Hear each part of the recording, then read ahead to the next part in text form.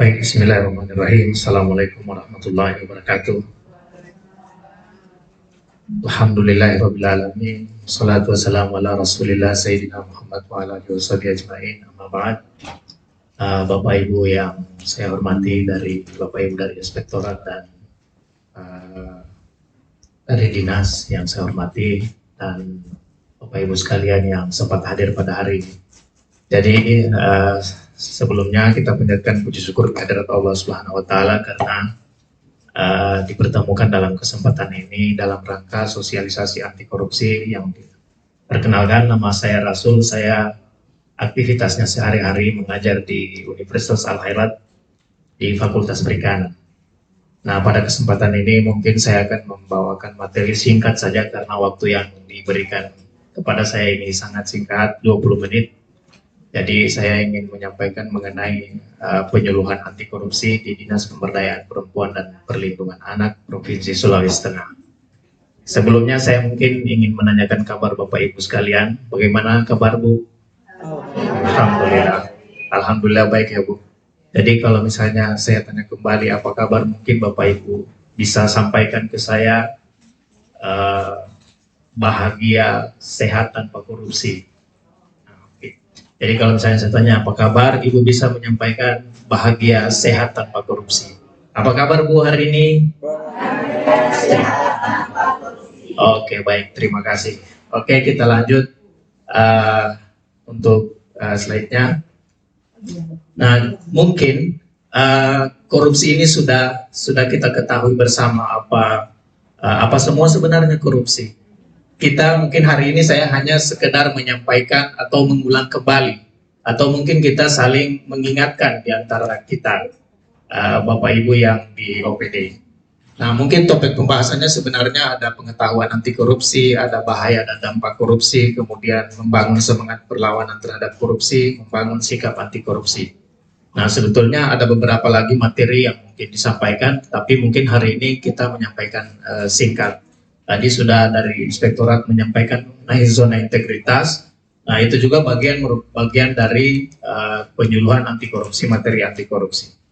Oke, baik, mungkin selanjutnya. Nah, sebetulnya saya yang mau menyampaikan ini mungkin kita sudah tahu, tapi ini ada beberapa persoalan biasanya terjadi di antara kita.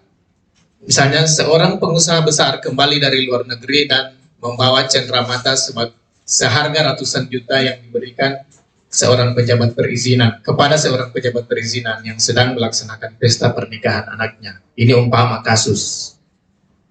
Pejabat dan pengusaha tersebut merupakan teman lama sewaktu kuliah. Pemberian cenderamata tersebut bisa dikatakan sebagai apa kira-kira Bu?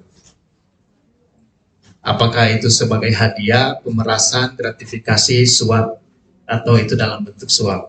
Biasanya ini mungkin terjadi, tapi alhamdulillah tidak terjadi di Sulawesi Tengah kala yang ini. Oke, lanjut.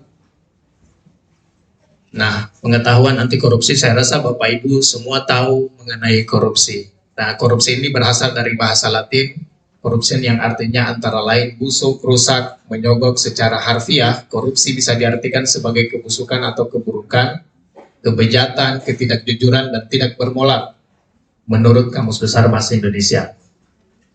Kemudian menurut Undang-Undang 31 Undang-Undang nomor 20 tahun 2001, setiap orang yang dengan sengaja melawan hukum dan melakukan perbuatan dengan tujuan memperkaya diri sendiri atau orang lain atau suatu korporasi yang mengakibatkan kerugian keuangan negara atau perekonomian negara. Jadi ini pengertian korupsi. Jadi secara umum kesimpulan bisa kita tarik bahwa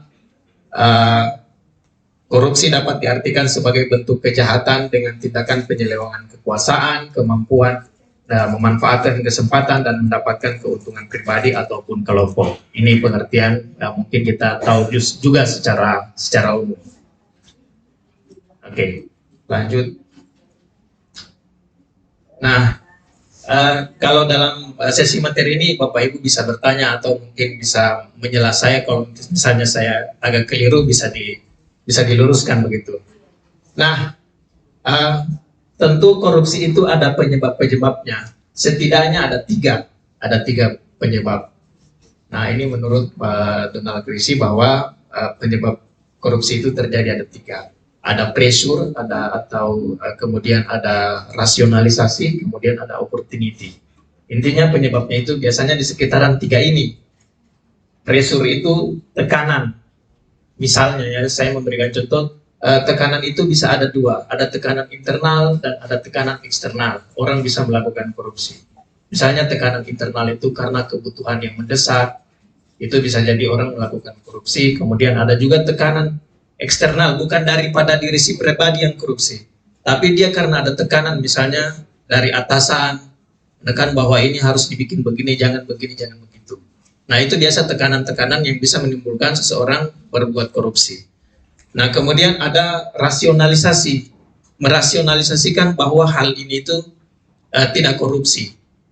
Kemudian ada opportunity, opportunity ini kesempatan, misalnya kelemahan dari sistem pengawasan ini merupakan menjadi suatu kesempatan yang berpeluang orang menjadi berbuat korupsi. Oke, lanjut. Nah, tindak pidana korupsi setidaknya ada 30 delik dan singkatnya digolongkan dalam 7 kelompok. Jadi ada 30 delik tadi itu, kalau saya mau dijabarkan dalam materi mungkin panjang sekali. Jadi ini disampaikan ada 7 kelompok, ada kerugian keuangan negara, suap menyuap, pemerasan, penyalahgunaan jabatan, perbuatan curang, benturan kepentingan, dan gratifikasi.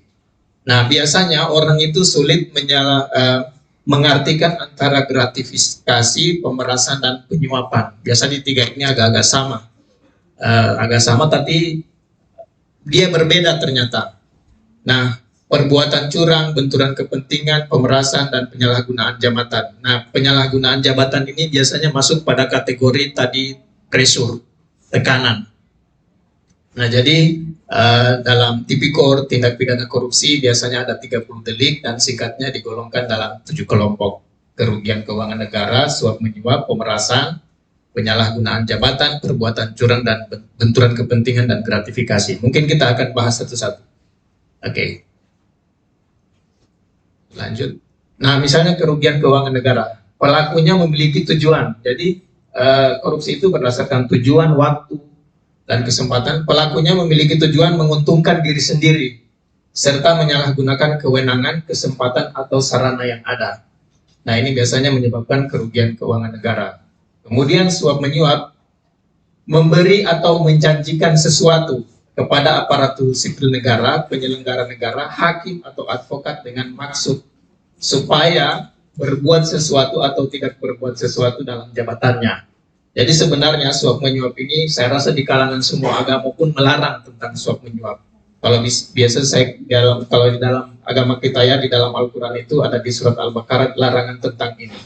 Dan janganlah sebahagian kamu memakan harta sebahagian lain di antara kamu dan dengan jalan yang batil kamu membawa urusan harta itu kepada hakim supaya kamu dapat memakan sebagian daripada harta benda orang lain itu dengan jalan padahal kamu mengetahuinya. Jadi kita sudah sama-sama mengetahui antara orang yang disuap dan suap itu. Jadi bukan hanya negara yang melarangnya, ternyata dalam agama kita juga, mungkin semua agama juga melarang hal ini. Oke, lanjut. Pemerasan. Pemerasan ini pegawai negeri atau penyelenggara negara menguntungkan diri sendiri atau orang lain secara melawan hukum. Jadi pemerasan itu biasanya yang menerima yang melakukan paksaan. Ya, jadi biasanya cluenya di situ, membayar atau menerima pembayaran dengan potongan atau untuk mengerjakan sesuatu bagi dirinya sendiri. Kemudian ada penyalahgunaan jabatan. Tindakan ini dengan sengaja menggelapkan uang atau surat berharga atau melakukan pemalsuan buku-buku atau daftar-daftar yang khusus untuk pemeriksaan administrasi. Nah, biasanya penyalahgunaan jabatan ini misalnya ada manipulasi dokumen dan sebagainya. Ini tapi alhamdulillah tidak pernah terjadi di tempat kita. Oke, lanjut. Perbuatan curang. Perbuatan curang ini mungkin agak sudah lumrah ya, sudah lumrah kita ketahui bersama mengenai perbuatan curang dilakukan dengan sengaja untuk kepentingan pribadi dan membahayakan orang lain. Misalnya pemborong pada waktu membuat bangunan atau menjual bahan bangunan melakukan perbuatan curang yang membahayakan keamanan orang atau barang. Kemudian ada benturan kepentingan pegawai negeri atau penyelenggara negara, baik langsung maupun tidak langsung, dengan sengaja turut serta dalam pemborongan. Jadi si pegawai negeri ini turut serta dalam pemborongan, misalnya contoh kasusnya pengadaan atau persewaan padahal dia ditugaskan untuk mengurus atau mengawasinya. Oke, lanjut. Nah, mengenai gratifikasi, kenapa langsung? Tidak ada. Ada anunya ini apa?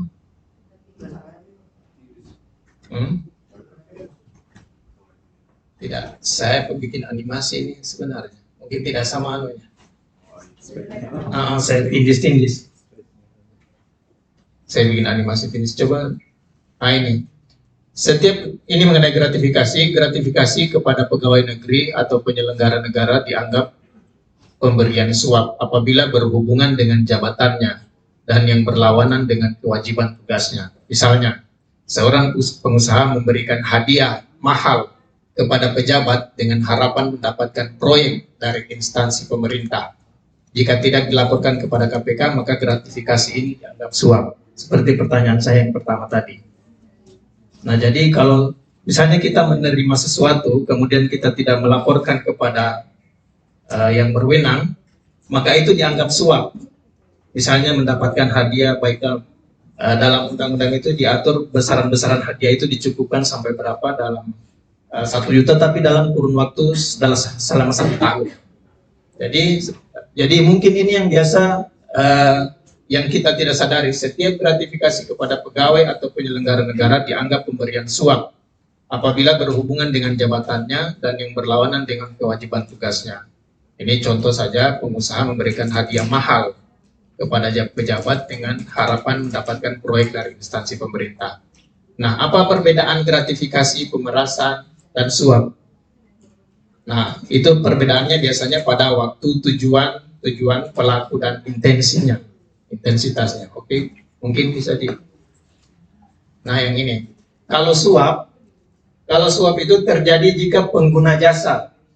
Jadi misalnya saya pengguna jasa, misalnya mengurus sesuatu kepada pemerintah, kepada pelayanan publik, secara aktif menawarkan imbalan. Berarti sayanya yang menawarkan imbalan secara aktif, bukan si pegawai pelayanan publiknya. Jadi saya yang secara aktif menawarkan imbalan. Sementara pemerasan, jika petugas layanan yang secara aktif memaksa atau meminta imbalan. Jadi ini kebalikannya.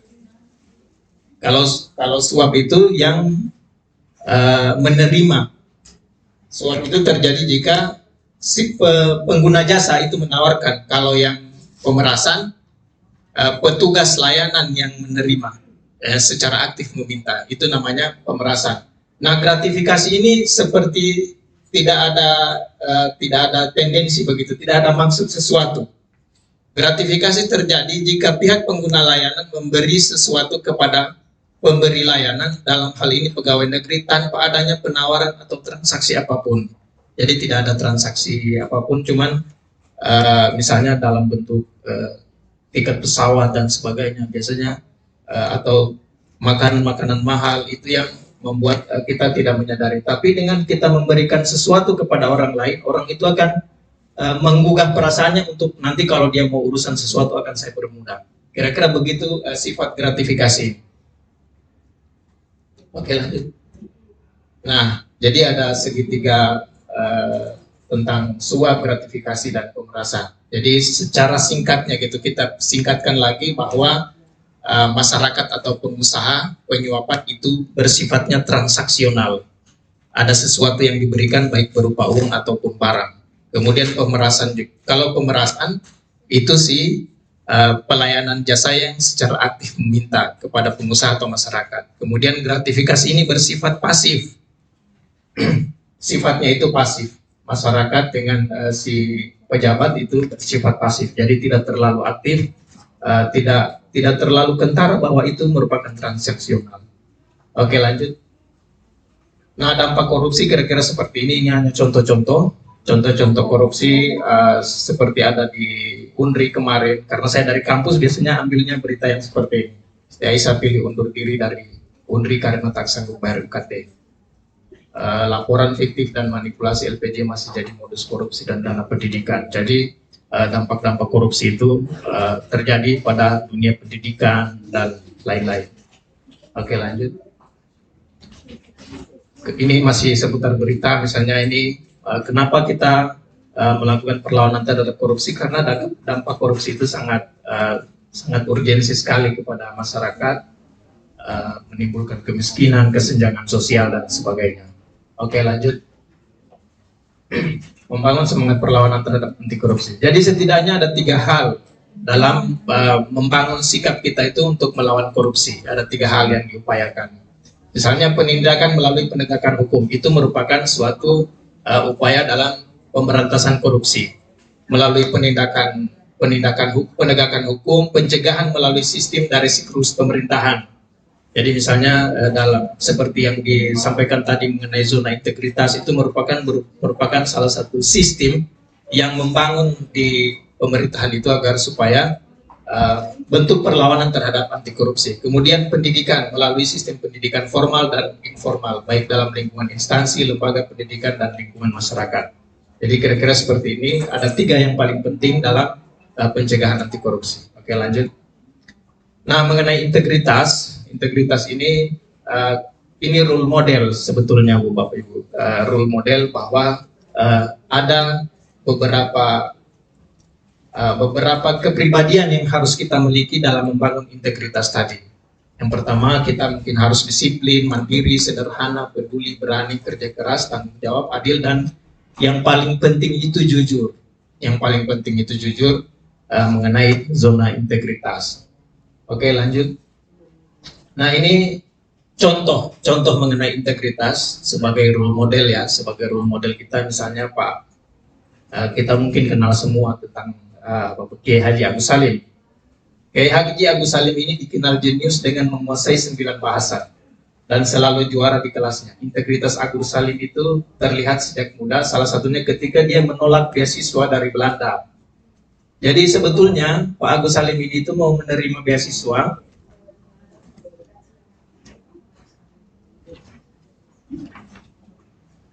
Pak Agus Salim itu menerima beasiswa untuk RA Kartini, tapi RA Kartini tidak bisa, beliau mau menikah, jadi diserahkan kepada Pak Agus Salim, tapi Pak Agus Salim menolak karena itu bukan hasil jerih payah dia.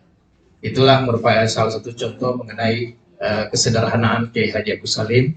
Salah satu penulis buku mengatakan orang tua yang sangat pandai ini adalah seorang yang jenius. Ia mampu berbicara dan menulis secara sempurna sedikitnya dalam 9 bahasa. Kelemahannya hanya 1, ia hidup melarat.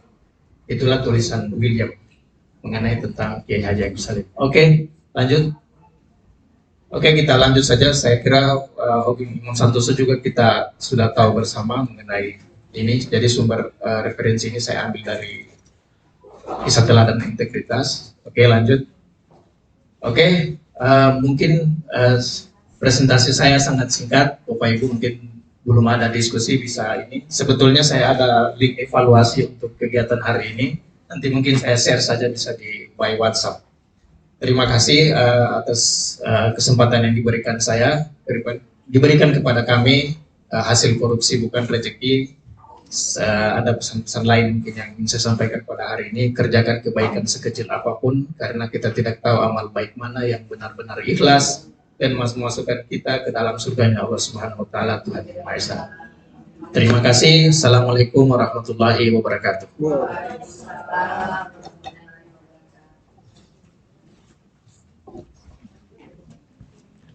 Kalau bicara soal zona integritas, mungkin saya ingin bilang bahwa